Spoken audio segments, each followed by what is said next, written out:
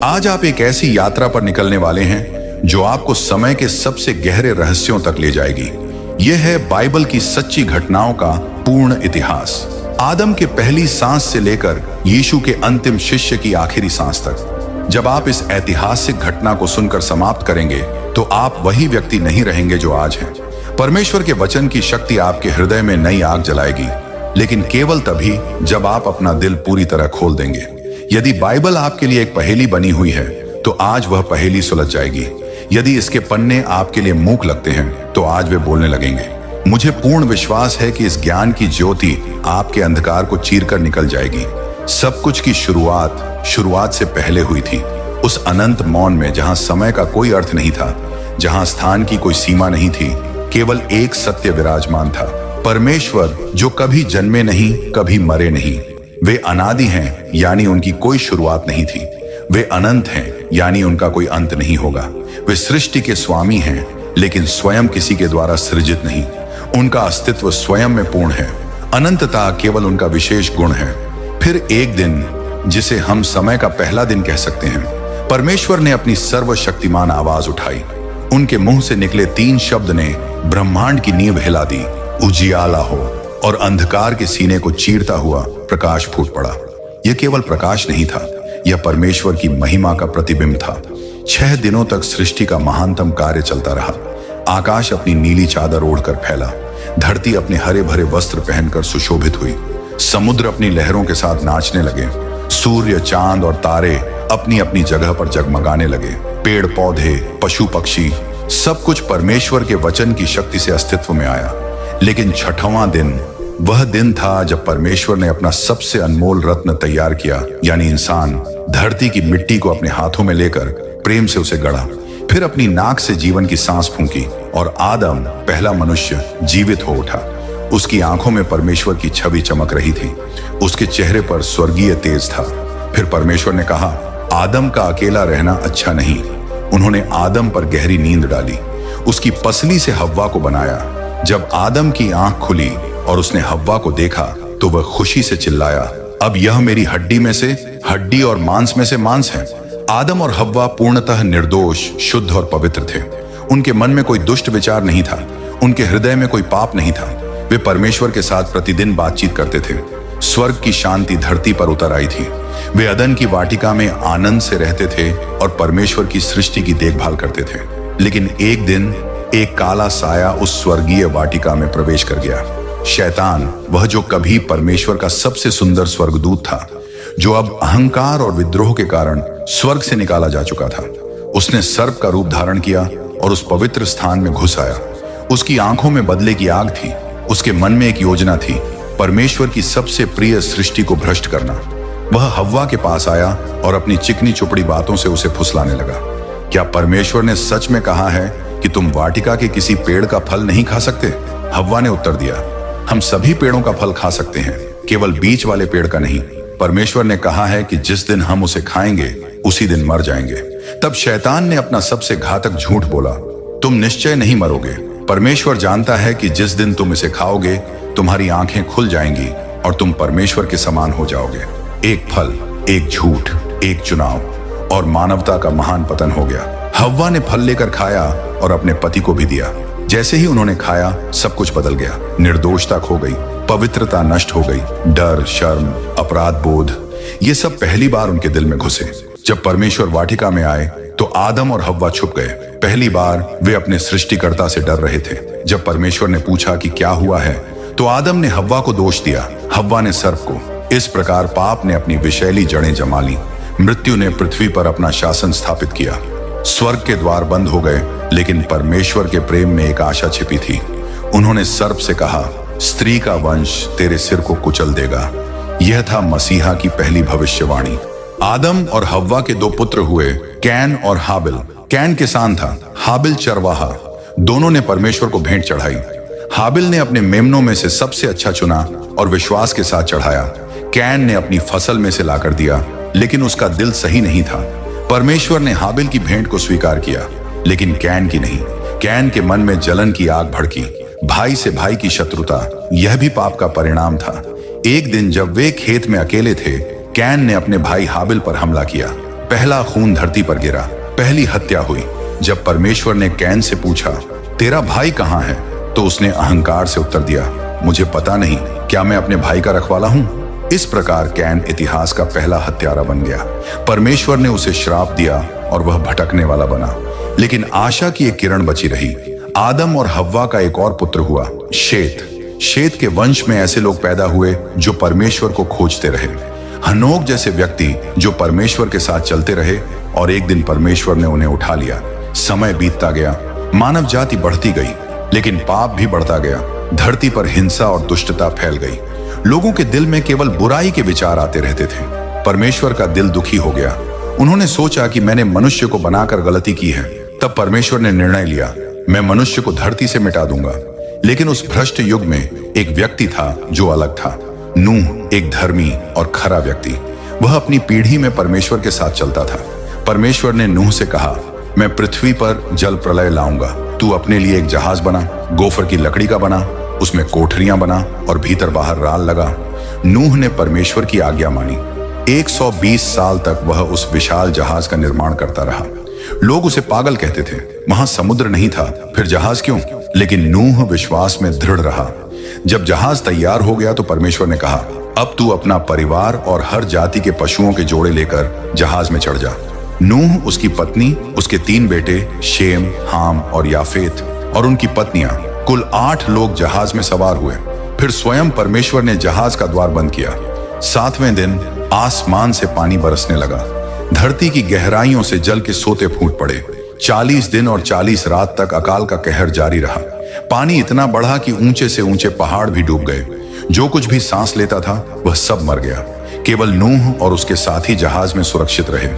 यह दुनिया का सबसे बड़ा न्याय था, लेकिन यह दया भी थी, क्योंकि 8 लोगों को बचाया गया। 150 दिन बाद पानी उतरना शुरू हुआ। जहाज अरारात पर्वत पर आकर रुका। नूह ने एक कौवा भेजा, फिर एक कबूतर। कबूतर जैतून का पत्ता लेकर लौटा। यह संकेत था कि धरती सूख रही है। जब वे जहाज से निकले तो नूह ने सबसे पहले परमेश्वर के लिए वेदी बनाई और बलिदान चढ़ाया। परमेश्वर प्रसन्न हुए और उन्होंने वादा किया कि फिर कभी जल प्रलय से पृथ्वी को नष्ट नहीं करेंगे।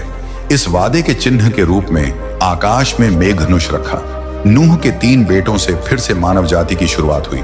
शेम से सेमाइट जातियां बनी, यहूदी और अरबी। हाम से अफ्रीकी और एशियाई जातियां निकली। याफेत से यूरोपीय जातियां बनी। समय आगे बढ़ा, मानव जाति फिर से फैलने लगी। लेकिन परमेश्वर के मन में एक विशेष योजना थी। वे एक ऐसा परिवार चुनना चाहते थे जिसके द्वारा वादा किया गया मसीहा संसार में आए। मेसोपोटामिया में ऊर नगर में एक व्यक्ति रहता था, अब्राम। वह कसदियों के देश में था जहां मूर्ति पूजा होती थी। लेकिन अब्राम के दिल में सच्चे परमेश्वर की खोज थी। एक दिन परमेश्वर ने अब्राम से कहा, अपने देश, अपने कुटुंब और अपने पिता के घर को छोड़कर उस देश में चला जा जो मैं तुझे दिखाऊंगा।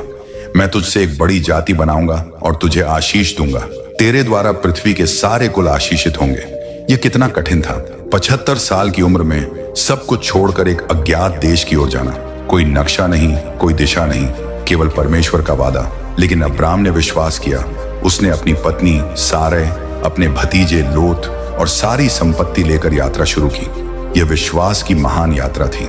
जहां जहां अब्राम गया उसने परमेश्वर के लिए वेदी बनाई।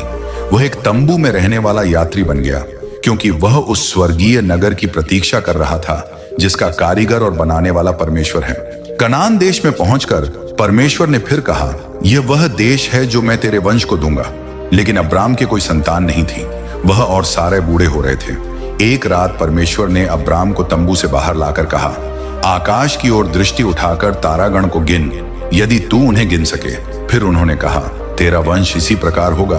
अब्राम ने परमेश्वर पर विश्वास किया और यह उसके लिए धार्मिकता गिनी गई। लेकिन परमेश्वर ने यह भी बताया कि उसका वंश 400 साल तक परदेश में रहेगा और गुलामी में रहेगा, फिर चौथी पीढ़ी में वापस आएगा। समय बीतता गया। अब्राम 99 साल का हो गया। तब परमेश्वर ने उसका नाम अब्राम से बदलकर अब्राहम कर दिया। अब्राम का अर्थ था महान पिता और अब्राहम का अर्थ था बहुत से लोगों का पिता।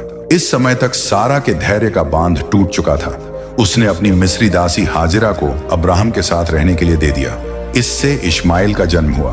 यह परमेश्वर की योजना नहीं थी, यह मानवीय प्रयास था। इश्माइल अरब जाति का पूर्वज बना। जो बाद में इजराइल की शत्रु बनी। जब अब्राहम 100 साल का था और सारा 90 साल की, तब परमेश्वर का चमत्कार हुआ। वादे का पुत्र इसहाक का जन्म हुआ। सारा हंसी से भर गई। परमेश्वर ने मुझे हंसाया है, जो कोई सुनेगा वह मेरे साथ हंसेगा। इसहाक बड़ा हुआ। फिर परमेश्वर ने अब्राहम की सबसे कड़ी परीक्षा ली। उन्होंने कहा, अपने पुत्र को, अपने एकलौते पुत्र इसहाक को लेकर मोरियाह देश में जा और वहां उसे होम बलि करके चढ़ा। यह कैसी परीक्षा थी? जिस पुत्र के लिए 25 साल इंतजार किया, उसी को बलिदान करना। लेकिन अब्राहम ने बिना सवाल किए आज्ञा मानी। वह जानता था कि परमेश्वर मुर्दों को भी जिला सकता है। तीसरे दिन जब वे मोरियाह पर्वत पर पहुंचे, अब्राहम ने वेदी बनाई, लकड़ी सजाई और इसहाक को बांधकर उस पर रखा। जब उसने छुरी उठाई, तब परमेश्वर के दूत ने रोका, अब्राहम, अब्राहम, उस लड़के पर हाथ मत बढ़ा। अब मैं जान गया कि तू परमेश्वर का भय मानता है। पास ही एक मेढ़ा झाड़ी में फंसा हुआ था। अब्राहम ने उसे इसहाक के बदले चढ़ाया। उसने उस स्थान का नाम रखा यहोवा यिरे, प्रभु देखेगा। इसहाक ने रिबका से विवाह किया, लेकिन 20 साल तक उनके कोई संतान नहीं हुई। फिर परमेश्वर ने प्रार्थना सुनी और रिबका के जुड़वा बेटे हुए, एसाव और याकूब। एसाव शिकारी था, याकूब शांत था। एक दिन एसाव भूखा आया और याकूब से दाल मांगी। याकूब ने कहा, पहले अपना जेठपन मुझे बेच दे। एसाव ने जेठपन को तुच्छ जाना और एक कटोरी दाल के लिए बेच दिया। बाद में याकूब ने अपनी माता रिबका की सहायता से पिता इसहाक से आशीर्वाद भी छीन लिया। एसाव क्रोधित हुआ और याकूब को मारने की सोची। याकूब को भागना पड़ा। रास्ते में बेतेल नाम की जगह याकूब ने एक सपना देखा। स्वर्ग से धरती तक एक सीढ़ी लगी थी और परमेश्वर के दूत उस पर चढ़ते उतरते थे। परमेश्वर ने उससे कहा, मैं तेरे दादा अब्राहम और तेरे पिता इसहाक का परमेश्वर हूं। जिस भूमि पर तू लेटा है, वह मैं तुझे और तेरे वंश को दूंगा। याकूब 20 साल तक अपने मामा लाबान के यहाँ रहा। वहां उसने लियाह और राहेल से विवाह किया। उसके 12 पुत्र हुए, रूबेन, शिमोन, लेवी, यहूदा, दान, नप्ताली, गाद, आशेर, इस्साकार, जबूलून, यूसुफ और बिन्यामीन। ये 12 पुत्र इजराइल के 12 गोत्रों के पूर्वज बने। वापसी में याकूब का एक रात एक व्यक्ति से कुश्ती हुई। वह व्यक्ति परमेश्वर का दूत था। जब याकूब ने कहा, जब तक तू मुझे आशीर्वाद न दे, मैं तुझे न छोड़ूंगा, तो उसका नाम याकूब से बदलकर इजराइल हो गया। इजराइल का अर्थ है परमेश्वर के साथ युद्ध करने वाला। याकूब के पुत्रों में यूसुफ सबसे प्रिय था। इससे भाइयों में जलन हुई। यूसुफ ने 2 सपने देखे जिनमें उसके भाई उसे दंडवत कर रहे थे।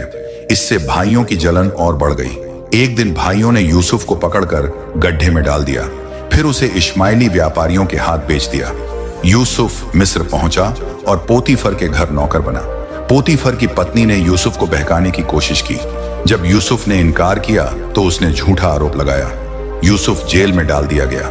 जेल में यूसुफ ने फिरौन के 2 अधिकारियों के स्वप्न का अर्थ बताया। 2 साल बाद स्वयं फिरौन ने एक स्वप्न देखा। 7 मोटी गायें और 7 दुबली गायें। कोई इसका अर्थ न बता सका। तब यूसुफ को बुलाया गया। उसने बताया कि 7 साल अच्छी फसल होगी, फिर 7 साल अकाल पड़ेगा। फिरौन प्रभावित हुआ और यूसुफ को मिस्र का प्रधानमंत्री बना दिया। जब अकाल पड़ा तो याकूब ने अपने पुत्रों को मिस्र से अनाज लाने भेजा। यूसुफ ने अपने भाइयों को पहचान लिया, लेकिन उन्होंने यूसुफ को नहीं पहचाना। उसने उन्हें परखा, फिर अपने आप को प्रकट किया, मैं यूसुफ हूं, तुम्हारा भाई। भाई घबरा गए, लेकिन यूसुफ ने कहा, डरो मत, तुमने मेरे साथ बुराई करने की सोची थी, लेकिन परमेश्वर ने उसे भलाई में बदल दिया ताकि बहुत से लोगों की जान बचाई जा सके। इस प्रकार याकूब का सारा परिवार 70 लोग मिस्र के गोशेन प्रांत में आकर बस गया। यह उपजाऊ भूमि थी जहां वे अपने पशु चरा सकते थे। मरने से पहले याकूब ने अपने 12 पुत्रों को आशीर्वाद दिया। यहूदा से उसने कहा, राजदंड यहूदा से न छूटेगा जब तक शीलो न आए। ये मसीहा की भविष्यवाणी थी। मिस्र में 400 साल बीत गए। 70 लोग बढ़कर लगभग 20 लाख हो गए, लेकिन अब वे गुलाम थे। एक नया फिरौन आया था जो यूसुफ को नहीं जानता था। उसने इजरायलियों को कठोर श्रम में डाल दिया। डर के कारण फिरौन ने आदेश दिया कि हर इजरायली लड़के को जन्म के समय नील नदी में फेंक दिया जाए। लेकिन एक लेवी माता ने अपने सुंदर बच्चे को 3 महीने तक छुपाया, फिर एक टोकरी में रखकर नील नदी में छोड़ दिया। फिरौन की बेटी को वह बच्चा मिला। उसने उसे अपना पुत्र बना लिया और नाम रखा मूसा, क्योंकि मैंने इसे पानी से निकाला है। मूसा मिस्र की सारी विद्या में पारंगत हुआ, लेकिन 40 साल की उम्र में जब उसने एक मिस्री को एक इजरायली को मारते देखा तो उसने मिस्री को मार डाला। डर के कारण वह मिद्यान देश भाग गया। वहां 40 साल तक वह चरवाहा बना रहा। एक दिन होरेब पर्वत पर उसने एक अद्भुत दृश्य देखा। एक झाड़ी जल रही थी लेकिन भस्म नहीं हो रही थी। जब मूसा पास गया तो परमेश्वर ने झाड़ी में से कहा, मूसा मूसा। उसने उत्तर दिया, मैं हाजिर हूं, यहां पास मत आ, अपनी जूती उतार, क्योंकि जिस भूमि पर तू खड़ा है वह पवित्र है। मैं तेरे पूर्वजों का परमेश्वर हूं। मैंने मिस्र में अपनी प्रजा का दुख देखा है। अब जा, मैं तुझे फिरौन के पास भेजता हूं ताकि तू मेरी प्रजा को मिस्र से निकाल लाए। मूसा ने कहा, मैं कौन हूं कि फिरौन के पास जाऊं? परमेश्वर ने कहा, मैं तेरे साथ रहूंगा। मूसा और उसके भाई हारून ने फिरौन के सामने जाकर कहा, इजराइल का परमेश्वर यहोवा यह कहता है, मेरी प्रजा को जाने दे ताकि वे जंगल में मेरी सेवा करें। फिरौन ने घमंड से कहा, यहोवा कौन है कि मैं उसकी आवाज मानूं? मैं इजराइल को जाने नहीं दूंगा। तब परमेश्वर का न्याय शुरू हुआ। 10 भयानक विपत्तियां मिस्र पर आईं। पानी खून हो गया, मेढक, जूं, डांस, मवेशियों की मौत, फोड़े फूंसी, ओले, टिड्डियां, अंधकार। हर विपत्ति के बाद फिरौन का दिल और कठोर होता गया। 10वीं विपत्ति सबसे भयानक थी, मिस्र के सभी पहलौठे की मृत्यु। लेकिन इजराइलियों को बचाने के लिए परमेश्वर ने फसह का नियम दिया। हर परिवार एक निर्दोष मेमना लेकर उसे काटे और उसका खून अपने घर की चौखट पर लगाए। उस रात मृत्यु का दूत मिस्र से होकर निकला। जहां खून का चिन्ह था वहां वह आगे बढ़ गया, जहां नहीं था वहां पहलौठा मार डाला। स्वयं फिरौन के पहलौठे की भी मृत्यु हुई। आधी रात को फिरौन ने मूसा को बुलाकर कहा, उठ, मेरी प्रजा में से निकल जा, जाकर यहोवा की सेवा करो। मिस्री लोग भी कहने लगे, जल्दी निकलो, नहीं तो हम सब मर जाएंगे। इस प्रकार 6 लाख पुरुष, औरतों और बच्चों को मिलाकर लगभग 20 लाख लोग मिस्र से निकले। वे 430 साल बाद आजाद हुए, ठीक वैसे ही जैसे परमेश्वर ने अब्राहम से कहा था। लेकिन फिरौन का मन फिर बदल गया। उसने 600 रथों के साथ इजरायलियों का पीछा किया। लाल समुद्र के किनारे इजरायली फंस गए। आगे समुद्र, पीछे मिस्री सेना। लोग डरकर मूसा से कहने लगे, क्या मिस्र में कब्रें नहीं थीं जो तू हमें यहां मरने लाया है? मूसा ने कहा, डरो मत, खड़े रहकर यहोवा का उद्धार देखो। परमेश्वर ने मूसा से कहा, अपनी लाठी उठाकर समुद्र के ऊपर बढ़ा। जैसे ही मूसा ने ऐसा किया, तेज पूर्वी हवा चली और समुद्र 2 भागों में बंट गया। बीच में सूखी जमीन निकल आई। इजरायली सूखी भूमि पर चलकर समुद्र पार कर गए। जब मिस्री सेना पीछे से आई तो परमेश्वर ने पानी को फिर से मिला दिया। सारी मिस्री सेना डूब गई। इजरायलियों ने परमेश्वर की इस महान विजय को देखकर एक गीत गाया, मैं यहोवा का गीत गाऊंगा क्योंकि वह महान काम करके सुशोभित हुआ है। रेगिस्तान की यात्रा शुरू हुई। सीनै पर्वत पर परमेश्वर ने मूसा को 10 आज्ञाएं दी। पहली 4 आज्ञाएं परमेश्वर के साथ संबंध के बारे में थीं, बाकी 6 मनुष्यों के साथ संबंध के बारे में। परमेश्वर ने विस्तृत नियम दिए, नैतिक, सामाजिक और धार्मिक। उन्होंने मिलाप वाले तंबू का नक्शा दिया जहां वे अपनी उपस्थिति प्रकट करेंगे। लेकिन जब कादेश बरने पहुंचे तो वादे की भूमि की जासूसी के लिए 12 व्यक्ति भेजे गए। 40 दिन बाद वापस आकर 10 जासूसों ने कहा, वहां के लोग बलवान हैं, शहर बड़े और किलेबंद हैं। हमें लगा कि हम उनके सामने टिड्डियों के समान हैं। केवल यहोशू और कालेब ने कहा, यदि यहोवा हमसे प्रसन्न है तो वह हमें उस देश में पहुंचाएगा। उनसे मत डरो, यहोवा हमारे साथ है। लेकिन लोगों ने 10 जासूसों की मानी। वे बड़बड़ाने लगे, काश हम मिस्र में मर गए होते। यहोवा हमें यहाँ क्यों लाया है कि हम तलवार से मारे जाएं? परमेश्वर का क्रोध भड़का। उन्होंने कहा, जितने दिन तुमने देश की जासूसी की 40 दिन, उतने साल तुम जंगल में भटकोगे, 1 दिन के बदले 1 साल। इस प्रकार वह पीढ़ी जो मिस्र से निकली थी जंगल में मर गई। केवल यहोशू और कालेब वादे की भूमि में प्रवेश कर सके। 40 साल बाद जब मूसा 120 साल का हुआ तो परमेश्वर ने उसे नबो पर्वत पर बुलाया और वादे की भूमि दिखाई। फिर मूसा, इजराइल का सबसे महान नबी, वहीं मर गया। परमेश्वर ने स्वयं उसे दफनाया।